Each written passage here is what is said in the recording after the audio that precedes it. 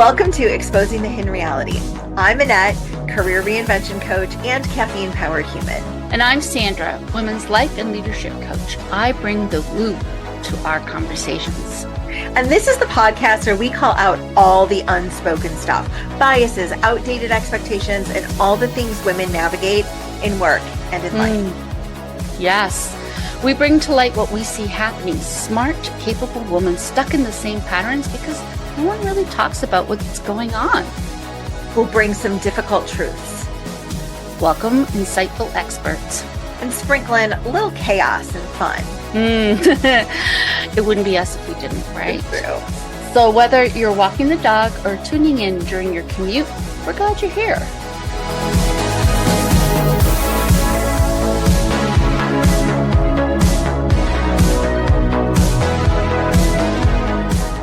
Let's do this. Let's do this.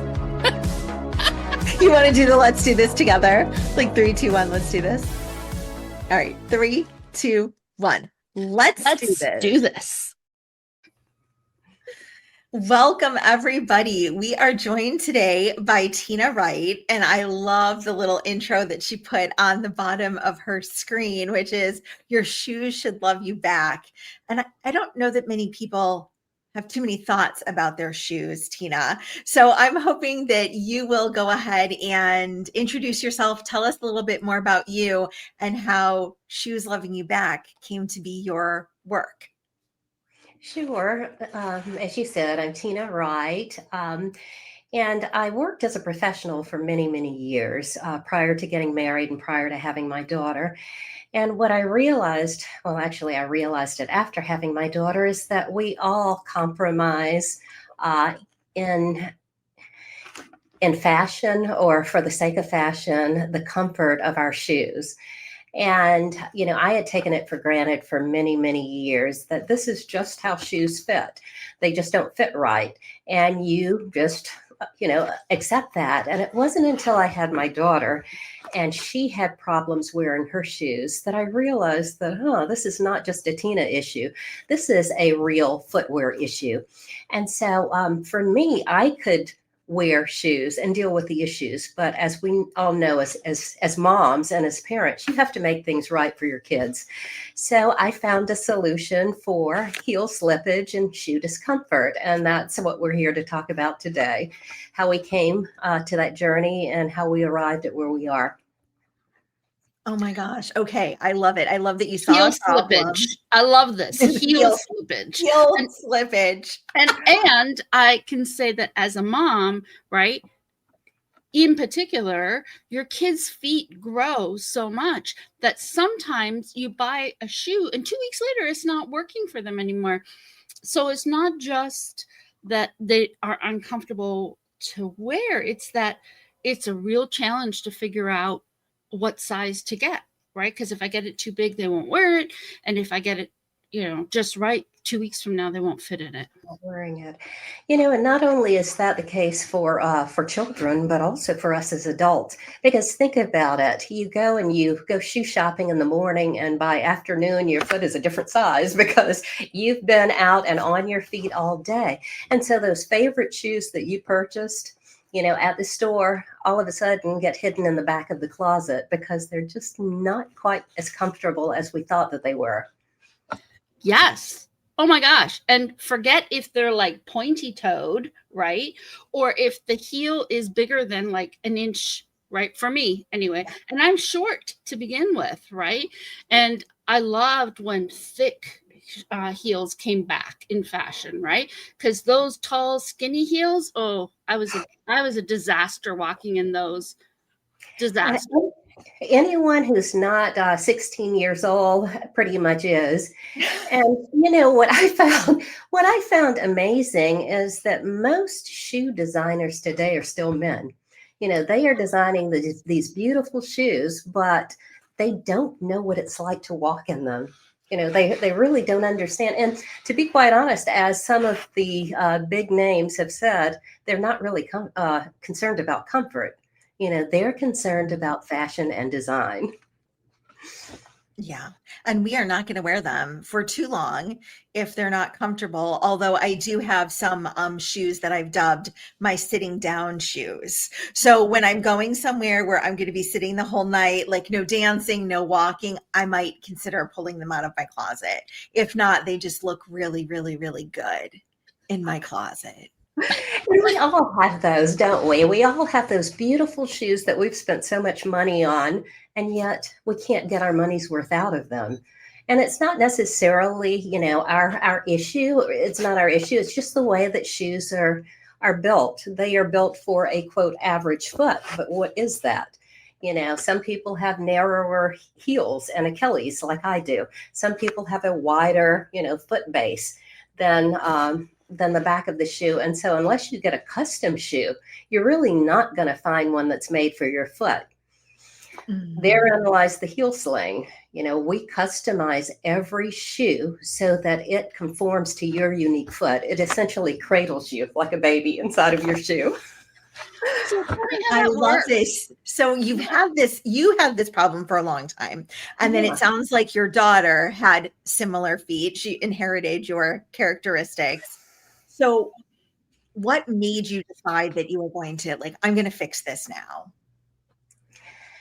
I think that we all have tried the inserts that are available on the market, the heel grips, the silicone pads, the moleskin, all of that. And what I discovered is that I was spending a lot of money on products that just weren't working.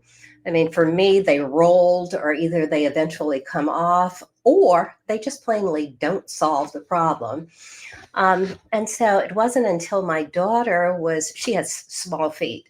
So she wore the Mary Janes a lot longer than, many of the other kids. And so by the time she got to the ballet flat, she was ready to be a big girl because all of her friends were wearing the ballet flats. But unfortunately, she would run, she would trip in her shoes, she would fall, she would have to stop and put them on again. And when you see your child going through that kind of struggle, you say there's something that has to be done.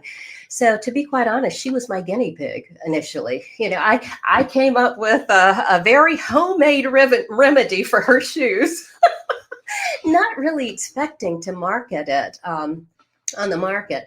But after a while, I realized that it was functioning.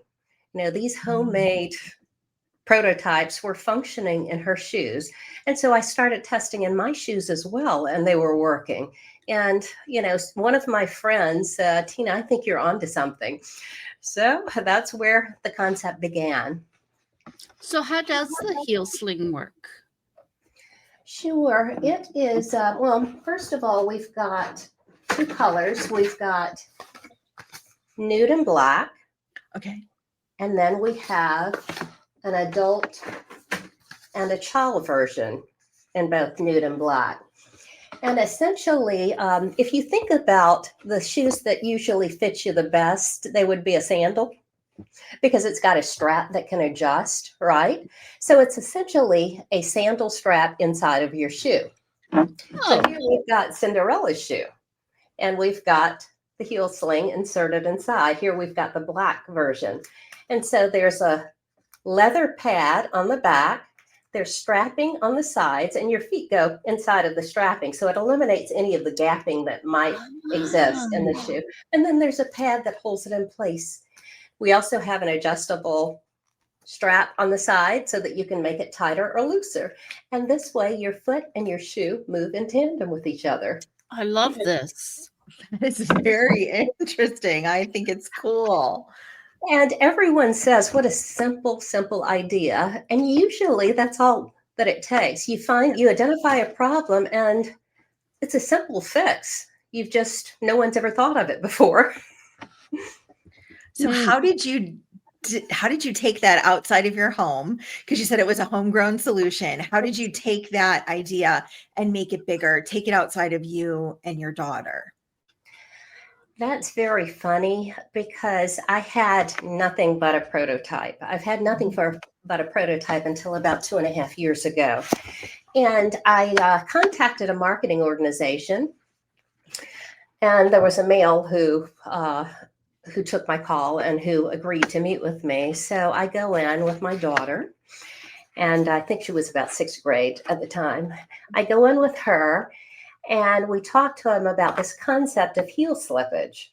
Your foot slipping out of the back of your shoe. And I tell him that most people have one foot that's slightly larger than the other. So you end up buying the larger shoe and you ride and you slip out of the other foot. And he said what we would expect most men to say. Yeah, I could see that as a problem, but that's a very niche market. He says, but let me have my partner come in and take a look at this. So he calls his partner in, and it's a female. And we go through the spiel again, and we describe everything that's happening. And she says, I don't wear heels for that same reason. I wear an open back shoe, a clog or a sandal, because I can't keep my foot in. She says, what size is that shoe? And at that time, my daughter was wearing about a 5.5 or a 6. And I think I got a 6.5 just to show that the product worked a full size up. And she tried it on and she says, I love it. Well, come to find out, she's the owner of the company. So, that just goes to show the bias that still exists. We need a female perspective on a lot of products and issues that females are facing. Yes. It was Yes. with that encouragement that I contacted a patent attorney. And I went in to meet with him, and I was going to describe to him this concept of heel slippage. And he stopped me and he said, Tina, just stop. He says, I deal with it too. And it was like, ta-da! It's more than just a child and a female issue. It's a shoe issue. And so, he was able to understand a lot better than maybe that other gentleman why there was a need for the product and how the mechanics would work in order to adjust the fit of a shoe. So I'm intrigued. I want to go back to what you said. There's such a simple solution, but we don't do anything, because I think that before you showed us, I would never have thought to address the problem in the way that you described it. Yeah. So is your background in fashion design, sewing? Like, what is your background that kind of you pulled on to solve this issue? It's very interesting because I had no background in any of that. I worked in finance on Wall Street as a young professional. And then when I married in my mid-30s, I became a stay-at-home mom. Okay. And it's funny that you ask about my hobbies, because I've been busy and had full days all of my life. And all of a sudden, I've got this little one and all of this time. So I did take up sewing. Sewing became my new interest, because why not? And so I think that helped me, because I understood materials, and I understood that certain materials were used for certain functions.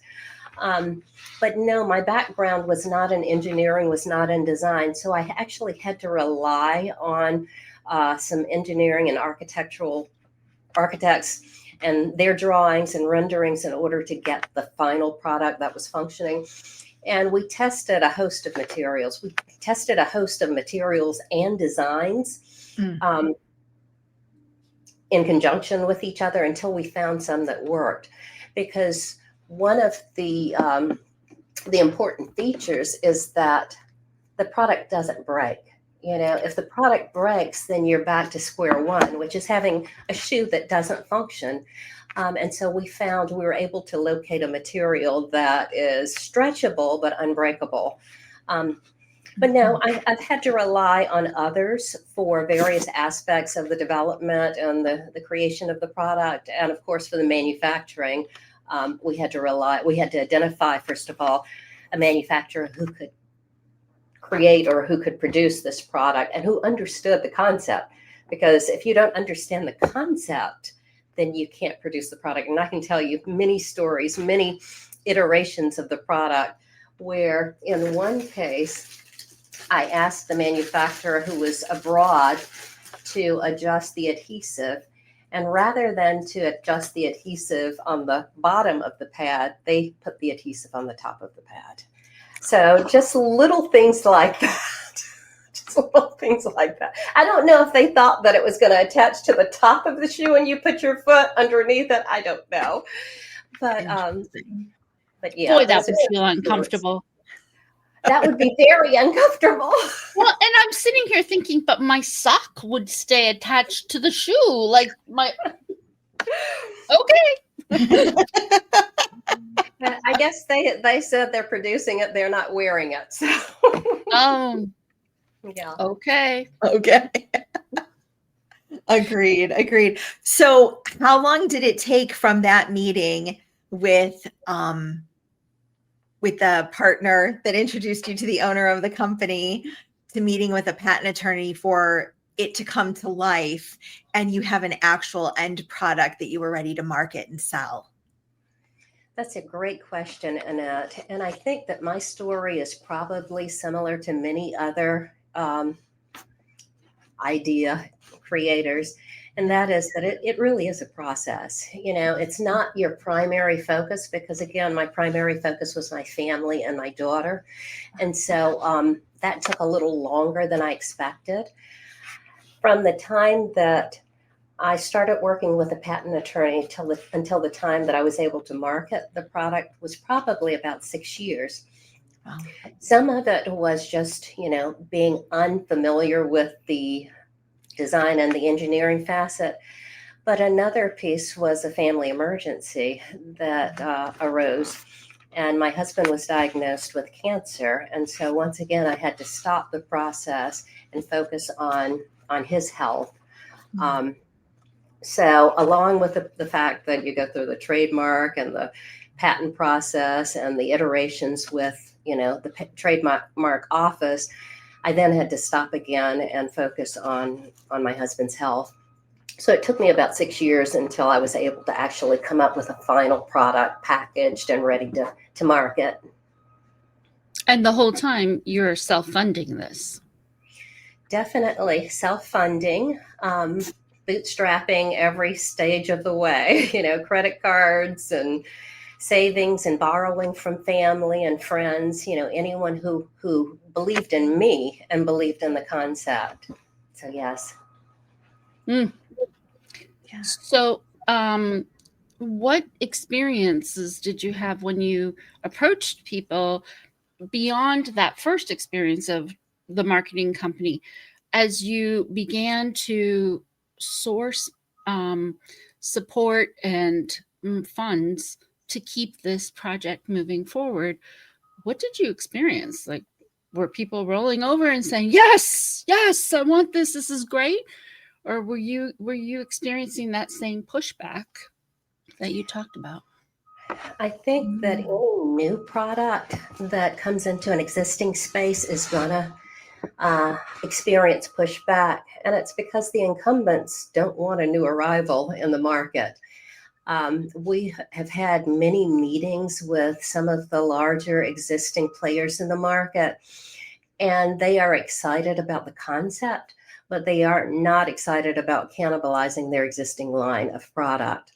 So while we've gotten beyond the first meetings and the second meetings, when it comes to the existing players in the market, they would rather just hold off, and they're hoping that this product shelves and kind of expires. Now, retailers, on the other hand, have taken a more deliberate approach. They are interested in the product. We've got several of the major luxury retailers who are looking at the product, but they want to see demonstrated sales. They want me to do all of the work to prove that the concept is viable. And so they have been monitoring our sales online as well as our sales on Amazon, as well as the engagement that we get on social media. We are expecting to go fourth quarter of this year into some of the major retailers, but it hasn't been an easy road. Again, when you're a new company and you don't have a broad breadth of products, you're introducing one or two products, they're more tentative in terms of working with you because they don't understand your capabilities, your ability to deliver, your ability to receive returns and, address those returns, as well as just having a product that's brand new. Where will they find shelf space, and will they have to replace existing product, in that shelf space? Yeah, so many things that, not being a product maker or a product developer myself, I hadn't even considered. So how did you build from coming up with the idea yourself, getting it prototyped, getting it trademarked, then how did you develop it? How does each iteration go? Like, tell us a little bit more about that process and maybe where you encountered some things you never even thought of along the way. Well, I'd say that the biggest problem, the biggest obstacle is, first of all, getting into the doors, right? Getting into the retailers' doors. And I realized that the distribution model is very different from how it used to be. It used to be that you met with a buyer, they viewed your product, there was a particular, product review process, and then either it was a yay or a nay. Right now, that process is a lot longer than it used to be because they will look at your product, they will analyze, social aspects of the product, meaning the engagement, the how many people are talking about your product outside of your existing platforms. And then they will come back and talk with you further about what's going on. So what I've done, I've had to work with some smaller boutiques as well as one-off with various people. I work with a lot of pageants. And so, of course, pageant queens and pageant contestants are not looking to fight with their shoe on, no, really, to fight with their shoe on stage. Right. I mean, if anything, they need to walk gracefully on stage. So they love the product. I was able to get an endorsement by Dr. Chris Coetzee. He's the orthopedic surgeon for the Minnesota Vikings, and he works on a lot of athletes as well as a lot of ballerinas. And of course, the ballerinas have a lot of issues with their feet. And he understands how this insert or the sling would stabilize the foot so that you don't have as much injury. So just having his endorsement was a big lender of credentials to me. I've also worked with sporting organizations. One of my first prototypes was with two groups that we tested. One, my daughter played lacrosse. So one was with a New York lacrosse club organization, and one was with a Dallas. One was female and one was male. And they tested the product and they realized that, yes, this stabilized their foot. So then I contacted a running club, and that was really fascinating because what the runner said is that they know that they're competing against the person running beside them. Sure. But the other factor that they're competing against, especially in a muddy environment, is the mud. And so you're pulling your shoe and trying to keep it on and moving forward in this muddy environment because, the track meet goes on whether it's sunny or whether it's rainy. And so that was a big aha that, yes, it can be used in sporting environments. So we've had that. We also have Tiffany Moon, who is one of the Real Housewives of Dallas. And she has, I met her at a conference, and she absolutely loves the product and endorses the product. So it's just having those sort of, credentials behind you that has lent some credibility to the product and enabled us to really do well on Amazon as well as our website. That's fantastic. Yeah. I'm thinking about when my children were younger, and they were in dance, and they did jazz, and they did stage productions. They were in theater, musical theater, And we always had a shoe swap somewhere in that time frame, right? Because your kids, these are expensive shoes, right? Very expensive. Yeah. And your kid's foot no longer fits in them, right? And it's so frustrating. I just bought those jazz shoes. What are you talking about? They don't fit you anymore, right? And in particular with the jazz shoe, because it is a split heel, because it needs to bend. So they need a heel at the back, but they need like a ballet type slipper at the front. And so the slipping is a real problem. They need to be snug. And now I'm sitting here thinking, man, I wish I'd had your product when they were that age.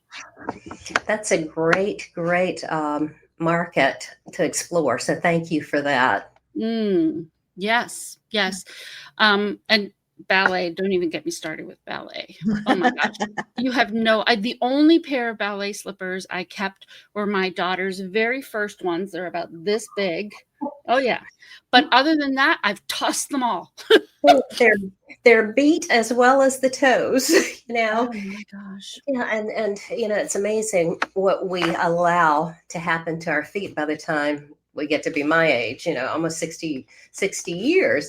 But our feet have gone through quite a bit of damage, and a lot of that can be prevented, especially with the right inserts. Like the Heel Sling will stabilize the foot.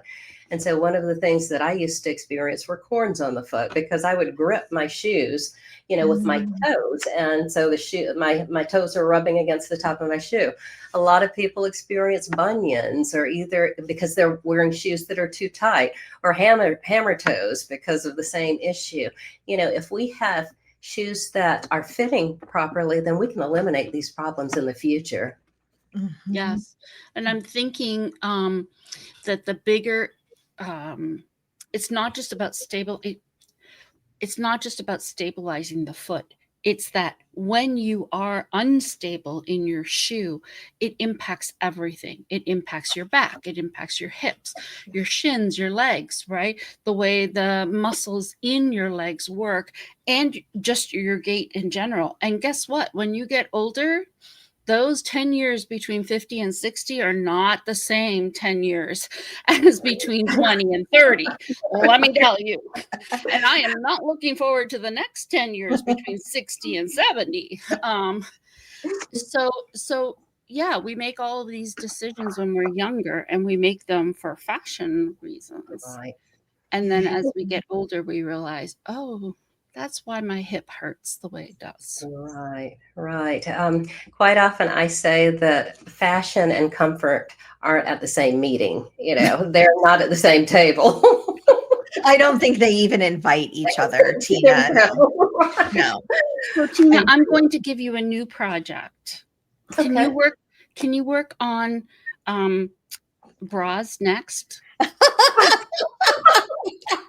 We can call it the boob sling or something, you know? Hey, I'm getting there. Oh my gosh, I'm telling you, that is a market begging for a woman. That really is. That really is. Yes. Well, I love that you, I don't want to say, you haven't even said these words at all. I'm going to put them in your mouth and you can take them back out, but you didn't let no stop you, right? So you were pursuing, you're like, okay, this person doesn't like it. I'm going to go talk to this person. I'm going to talk to a doctor. I'm going to talk to a pageant specialist. I'm going to talk to sports teams. I love that you just keep finding new and different people that are willing to work with you, and that you're not disappointed or stopped by the no or the challenges that are put in front of you. Where do you think you pull that resilience from? Well, the product was born out of necessity, and it was created through persistence, right? Because I don't know, I had no idea what I was doing. And so I realized, you know, after the first one or two or three or four or 10 no's, that not everyone can see the same vision that I have. And so I started using those no's as a motivator to get a yes. And even if that yes was a small yes and a small win, like Do you ever slip out of your shoes? Well, sometimes. Do you have one foot that's slightly larger than the other? Yeah, as a matter of fact, I do. Getting those small wins to help people understand that there is an issue, because even I didn't realize that there was an issue. Um, and I think just recognizing that there are different ways to approach the problem. The problem is either heel slippage, or the problem is someone doesn't understand heel slippage. But there are different ways to get different people to understand how this could function in their market or in their industry. And to be quite honest, I realized I had to talk to whoever was available. If a doctor was willing to talk to me, then I was willing to talk to them. If a retailer was willing to talk to me, likewise. If a distributor was willing to talk to me. And a critical part that I realized along the process is that not everybody listens. And so it was important that I listen to them and find out what their pain points are, and address that. For example, with many retailers, and it's something that you'll say, aha, I get it now. But with many of the retailers, at the end of the year, they end up with mismatched inventory. They'll end up with a size 8.5 in one box and a size 8 in the same box. And it's because people realize that they have the problem. And if the market's not going to fix it, they're going to fix it. And so one of the ways that we've addressed that with our retailers is that you can eliminate a lot of that shrinkage by offering this product along. And, it's just by understanding what the person that you're talking with, what their pain points are, and make them realize, this does indeed fill that void. So that's one of the ways that I've kept going, Annette. I've just I can't take no for an answer, because I know that there's a need out there, and I know that this is a fix. This fixes a gap that exists in the market, and it's my gift to the world. I love that. And I'm curious how your daughter has viewed this journey as you modeled for her, not just commitment in your idea, but leadership. Yeah, she is actually a natural born leader. And I can honestly say I've probably learned a lot from her too, that, you don't give up, but that you look for a different angle, because leadership takes giving and taking. It takes understanding that we're all working towards a common goal, right? And how can we work together on this goal? I think one of the ways that I've developed my leadership is just by recognizing that there's an issue and being persistent in presenting that to other people, helping them and leading them, not necessarily to the water, but leading them to the water, helping them understand that this really is a problem. This is an issue. This is an issue that not just I have or my daughter has, but that most people actually have, and that we're willing to live with. I mean, think about all of the other things in life that are so much more convenient now. I was one of the last ones to accept a cellular phone. I would sit in carpool waiting for my daughter, and then when I got home, I would check my email. And it wasn't until someone said, I get a lot done while sitting in carpool. I can check all of my emails, and then whenever I get home, I'm ready to take the kids to their activities or start preparing dinner. And someone had to make me realize that this is a lot of wasted time, and that this tool is filling a gap within that wasted time.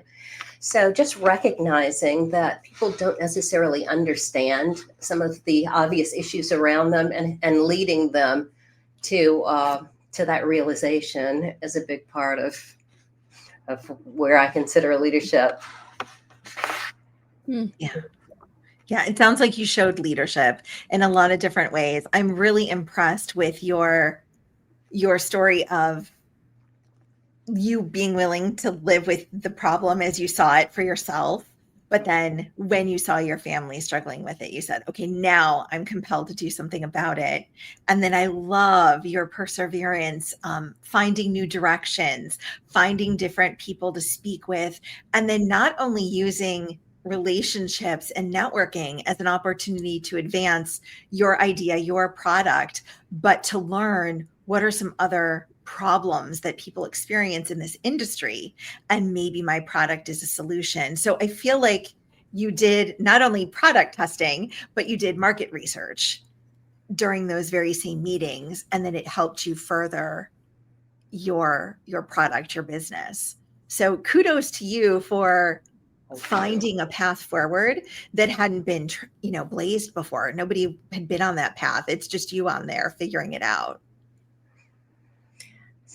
What I say is that I'm a one-arm paper hanger. I'm trying to do it all. I've got one arm behind my back, but I'm wearing all of the hats. I love it. Yes, it's amazing. Well, how can people find you, Tina, connect with you, and find the Heel Sling as well? Oh, sure. We have a website, which is www.theheelsling.com. That's HEEL, sling.com. We sell our product there as well as on Amazon and in select Good Feet stores. And also, I'm active on Instagram and Facebook, and to a small extent on TikTok. And you can find me at theheelsling.com or at the Heel Sling on any of the social media networks. That's amazing. Okay, great. I will definitely be checking out the Heel Sling more. I love being able to see it today. That was such a good visual. Also, for any of your subscribers who are listening right now, we'd be happy to offer 20% off by using the discount code Nashville, all caps, NASHVILLE, and we're also offering free shipping. Wow. Okay. That's awesome. Thank you so much. Thank you. That's so generous. Great. Well, Tina, we are so excited to have had you join us today. And please, everybody, go check out the Heel Sling and definitely get in contact with Tina, because she seems like somebody that can get through any barrier and keep pushing. Thank you so much. I've enjoyed our conversation. Me too. Thank you.